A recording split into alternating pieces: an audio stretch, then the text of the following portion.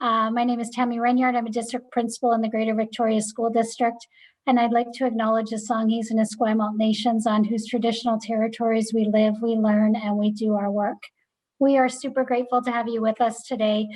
This is session number 4 of our Engaging All Learners in the Middle Years. So grateful to have so many voices in the conversation and knowing that folks are able to go back to the archives and use them with others in their school when they need to. So again, this one will be archived like the others, but so welcome today, and big thank you to Miriam and Leighton for being here to provide the session.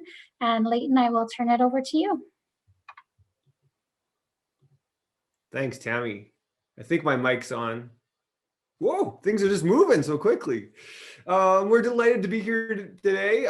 Miriam Miller and I are engaging with you in some exciting collaboration and thinking this afternoon. And we're just so grateful to be here. As Tammy said, it's the 4th in our series. If you're a tweeter, our hashtag is EngagingMY for Middle Years Learners. And I would like to begin with a land acknowledgement from where I'm joining you. And so I'm joining you from the unceded and stolen territory of the Syilx Okanagan peoples. And I live and I learn and I research together with the land and its inhabitants, human and more than human. And part of my learning and my decolonizing is collaborating and researching with the Penticton Indian Band. And I'm just so grateful for the learning that we've been engaging in together and how much more I'm unlearning than I was just 12 months ago. I'm also grateful and respectful, not just of this place, but the countless generations of Indigenous peoples who have cared for it. And I acknowledge and respect and I honor the enduring presence of all First Nations, Métis, and Inuit peoples. And as a decolonizing practice, I offer these couple maps that show British Columbia as it's now known for its language groups and peoples prior to colonization. Last session, Kristen, look at those. In our last session, we focused on place consciousness, and Kristen just did this gorgeous job of capturing moments from that session.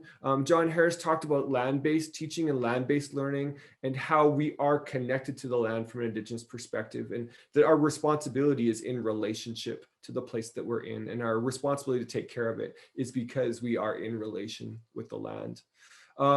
Mercedes and Mia gave us a beautiful example of place conscious learning in their context. And we talked a little bit about being in our places and connecting with our places and learning about our places from multiple perspectives and doing that with students. So how we can grow from place-based to place conscious by always recognizing there are multiple perspectives everywhere, and with our learners seeking those perspectives and making learning about living.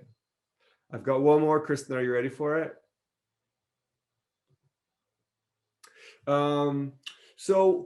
This kind of pulled us back full circle to our first session this year, and how in the work that we're doing, we're as educators becoming aware of our own locations or our own positions and how we got here, and unpacking that. And so in session 1, we talked a little bit about critical literacy, and we just talked about really welcoming and recognizing our educators of color and the work that they do and the influence that they have and how this work is important. And I can't think of a more important day to do this than the day after the George Floyd ruling, and how many steps we have to take and how much structural undoing we have a responsibility to do to bring the voices forward and recognize that our students already have voices in our classroom. It's the structures that often disable them and disempower them.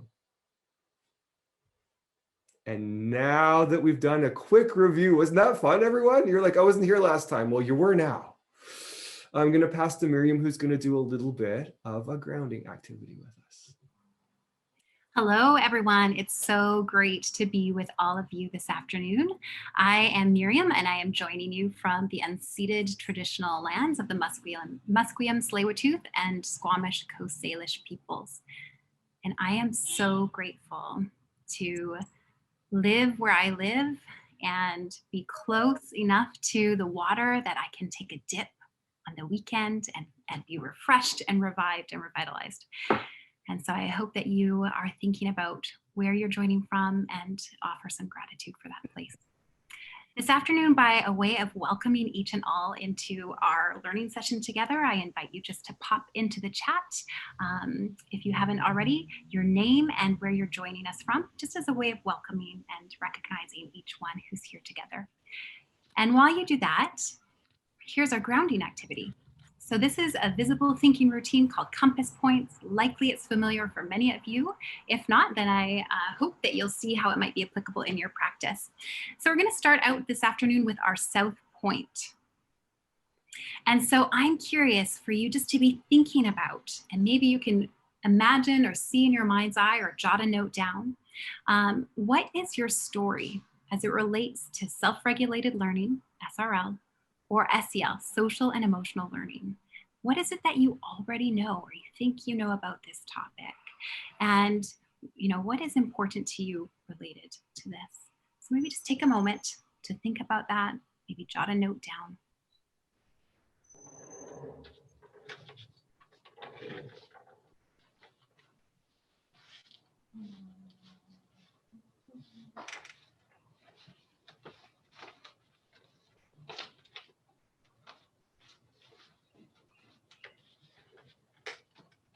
As a post-it user, I can have 4 compass points, Miriam. Yes. We're going to move on to the next compass point. So maybe you've jotted something down, maybe you're holding something in your mind's eye. But for our next compass point, we'll move to the east. And our question for you, it's you. Our question for you is, what excites you about SRL or SEL? And I understand that there is a priming there. We're expecting there's something you'll find exciting. But if there isn't, you are welcome just to notice that.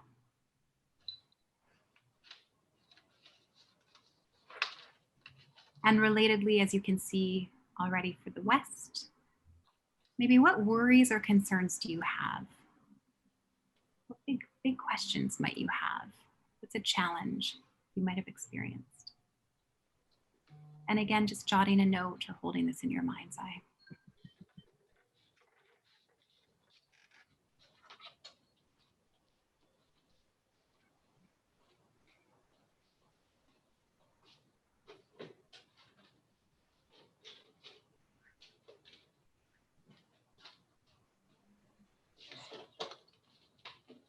And then finally, our last question is looking to the north. What is it that you think you need, or you need, or maybe something that you want to know about SRL or SEL? And for this one, I invite you, if you're comfortable, to pop that in the chat. If you'd prefer to share a different compass point in the chat, you are welcome to do so. But in this way, we are situating ourselves in our learning and our understanding and our wondering about self-regulated learning and social and emotional learning.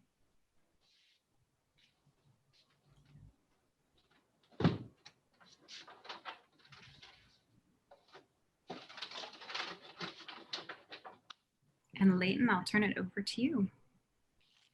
Great, thanks, Miriam.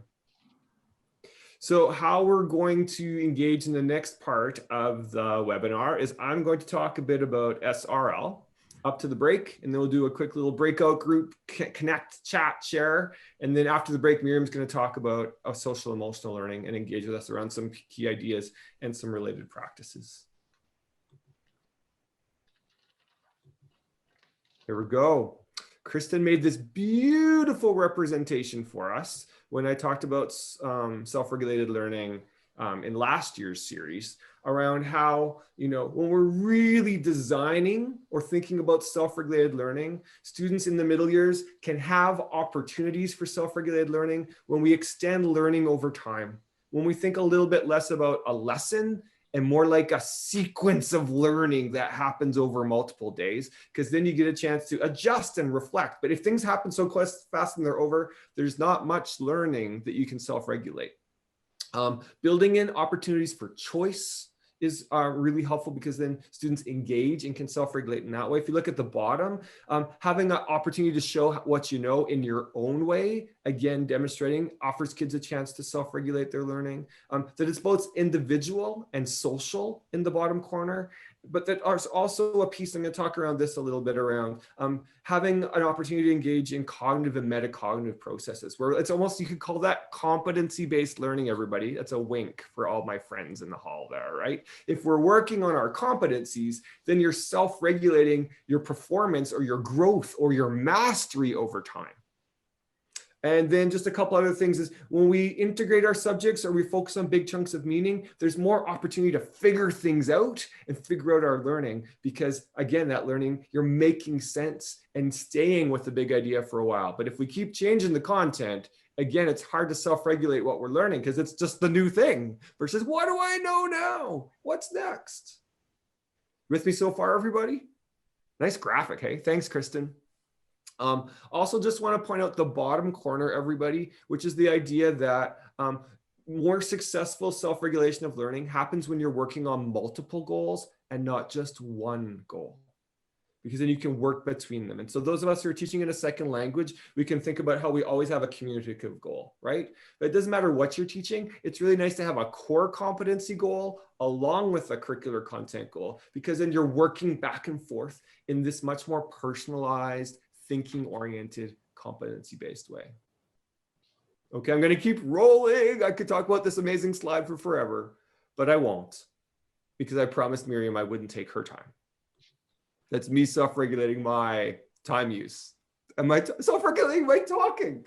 I'll stop now. Okay, another thing that we introduced last year is this idea, that's this model that Deb Butler and myself and Nancy Perry have been working with that helps us really work with kids to understand what self-regulating your learning is.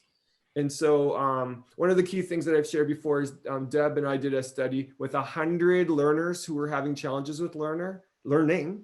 And depending on how you looked at the data, between 82 and 88 of them misinterpreted the task. So they actually didn't understand. So to really support self-regulation of learning, really helping kids have a chance to say, what am I supposed to do here? What does this ask me to do? Turn to your partner and say, what are we supposed to do? Having a learning intention on the board is great, but it's much more important that kids talk about, what does that mean? What do you think we're supposed to do? Because then if you really internalize what I'm going for, then you can say, how is this going? What am I doing? Another part is that we really want to build in opportunities for kids to plan. I don't have shares in Post-its, but I really wish I did. I really want kids to have a chance to say, I think I'm going to do this. I could do it this way, or I could do this or this. Or fellow math lovers out there, I could try it this way, and now I could try it this way, and I could show it that way. This whole idea is that there isn't one way, and that I'm making choices and thinking about what I could do. Then we try things out. A self-regulating learner tries things out. Sees what I have 2 pairs of glasses going, I just realized. I don't know how that happened. Okay, I'll just switch. Self-regulating glasses use. Now, when and where possible, if we really want to support kids' self-regulation, we want to be able to pause or check in when you're in the work to say, how's it going? How am I doing? What's working? How about this? What am I supposed to be doing right now? And now what can I do to be more successful? And so I really like to do learning that takes at least a bigger chunk of time. And if I'm doing something where the kids are working on something for 20 minutes, I'll pause 10 minutes and be like, turn to your partner. How's this going? What should you be doing? Do you have some criteria? What's your next step? Because we can really support kids to really thrive and be successful when they check in with themselves and say, what am I going for? What's my goal? What's our goal? And what can I do to be successful? And then lastly, I just want to highlight the power of not just being reflective. It's great to be metacognitive, isn't it? I should really put on some socks. I only need 1 pair of glasses today, but it's much more powerful when I do something about it, right? When I adjust. Oh, I'll do this. I'll add that. With me, everybody?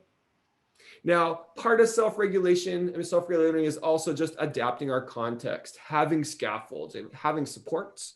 And we all are diverse, as you can see on the left, but I really wanted to focus in on empowering our students to be in cycles of self-regulation, because the things on the outside aren't in their control. The things on the inside are. And we can empower our kids to feel in control and have control when we focus on this. Now, my next slide is just the French version. Guess what? We self-regulate our learning in all languages, right? But I do want to help my kids in French to have the language of self-regulated learning. I don't want to talk about it in English. I want to talk about it in French and say, this is what we do with our French, in our French. I'm very excited today. I'm really worked up in a good way. As we talked about in last year's piece, there are some prompts, especially at this time of the year, that can really support your kids to really advance in their capacity to be self-regulating learners. So when students are working or in partners, have them say to each other or to themselves or in conversation with you, what's your job right now? What is this asking you to do? How will you know you've done a good job? Those are questions that you can help students figure out what's going on and self-regulate in any context. And anyone could ask these questions, including, you ready for it? Student to student. At this point of the year, I'd love to be have peers asking each other these things. Also, these next set of prompts are really about helping kids think about how will I do this? Is that planning part, right? What strategies will I use? What's worked for me before? How could this be? What could I do? And then my last one, are really supportive. Remember I talked about pausing during activities and trying things out. It's like, how are you doing? How do you know that you're doing okay? What criteria are you using to figure this out? What could you do differently to figure this out? And so these kind of prompts move me away from a teacher telling students what to do to engaging. And I really want to highlight that I use these prompts with everybody. Everyone's a self-regulating learner, and everyone can get better at self-regulating their learning, but it's super tempting as a busy teacher who's like flitting around. I do flit now and then to get to somebody. I'm like, I just have 2 minutes with you. I'm going to tell you what to do. That doesn't empower that learner to have more control of their learning. It's asking these prompts or these questions that really helps keep the students in control. You with me so far? Good answer. Here it is in French. So I know Francois is going to say, could you say that in French? And I'll be like, you'd probably prefer I don't. It'd be better if I said it in German than in French. Mes amis. All right. Now I just have a couple more slides before I'm going to send you off to think about what does this mean for your practice or what could you do related to this? So ever so quickly, I just want to note that there are actual things that we can do at this time of the year in the spring that can really help students. Which are having clear expectations or instructions for a task, something that they can refer back to, right? You can self-regulate well if you're working within some kind of frame. I already mentioned earlier that we want to give kids a chance to have choices, to have some control over how much they're doing and when, and building in those reflection opportunities. I already talked a little bit about scaffolding, but it does really help to model what we're trying, right? Let's see what this looks like. Okay, you try it out. Now, what's your version of this? And we focus so much in the fall, but now in the spring is also the time to make sure that the work that we do, you can better self-regulate your learning if you feel like you're part of a community that supports you. So we're always re-engaging as a classroom community, which is, what can we do? What are our strengths? What do you need help with? We can support each other. But when we make a space where we're all trying to grow and move forward, can I even say unlearn? When we're all like, oh, I was doing that, but now I think I could do this. Creating that kind of a context really helps students grow. I'm just going to show you a couple examples if that's okay. Miriam and Nina, you're on my screen right now. How's the pace? We're doing okay? Okay. So here's just a couple examples from colleagues around the province. Actually, around the province and territories. This comes from Shannon Schinkel. Nina, you know Shannon very well.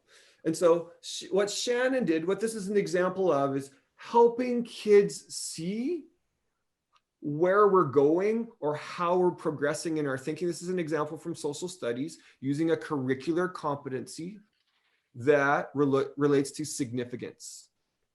And so what she does is she works with the kids to say, we're all starting. What's the place that we all start from? And then as they work with tasks and activities in class, she says, where are we? How does this relate to this? Where are you at? She's asking kids to self-assess. and think about where they go next. And what I just want to highlight on the bottom, everybody, is as they complete or work on a task, they reflect on that task using the same criteria. I'm not kidding, right? So then you get a chance to grow because you're using the same criteria across tasks. That's the whole possibility here in terms of helping kids self-regulate their learning, is saying, how did I do on that one? Where am I at? Where do I want to go next? But you need to have the criteria or the continuum, right? To be able to kind of say, where do I want to go next? I will articulate, it's not really about marks, everybody. It's really about reflection and heading somewhere, right?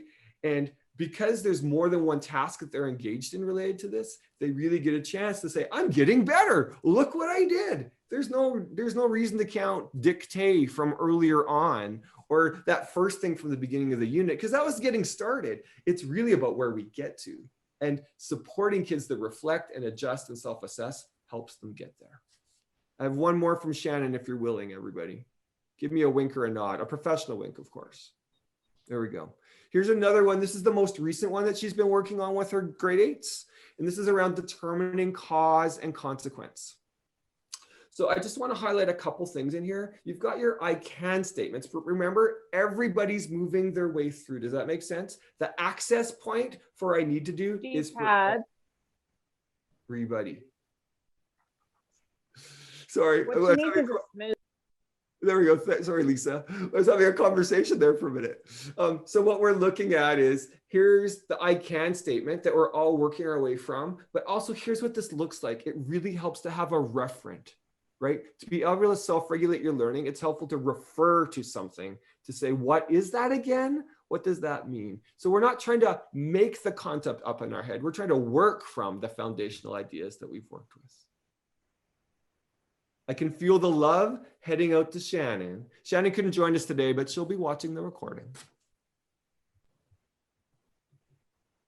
I also just want to show one other example. This is from Marcus's classroom. Marcus is a teacher, a grade 5-6 teacher in Yellowknife Catholic Schools. He's at St. Joseph's. And so at this time of the year, he's got kids working in cooperative groups. And so what he's done with the students is they have developed these descriptors. So they're working in threes. They're working in groups of 3. That's what works for his class. That's what makes sense for them. And he's done an incredible amount of work with foundational work with Miriam. They've done an emotional literacy charter. They do circle pedagogy at the beginning and end of Mondays and Fridays. Like, they really have been working hard to build this community. But he also wants to empower them to say, so what's my job here? And to have some prompts to think about, okay, how are we going to work together? What's my job in my group? And what does this look like? And I think I just want to highlight that over the course of 3 projects, each student will get a chance to have each role. So it's not like this job is for me all the time. It's like I get a chance to try each job in different units, if you will, or in his case, in different projects. And just for fun, everybody, here it is in French, because Marcus is teaching an immersion. All right. I hope that stimulated your thinking, folks. I hope it also helped you say, I'm doing some of this. What could I just refresh or extend in terms of my work? We're going to head into something called Conversation Cafe. We're just going to be in small groups, and it's a chance really just to make sense of, so how does that connect to my practice? What does that make me think of in my practice? And Conversation Cafe is very similar to Circle Pedagogy, where each of you get a chance to speak for a minute. I encourage you to time yourself for the minute, talkers like me, big talkers, which is just make sure you have space for others. So each of you just share something or a connection, what you're doing, how this relates. And you each have a minute for that. And you'll probably have about 3 minutes left to just do a little popcorn talking after each share. So let me show you the question.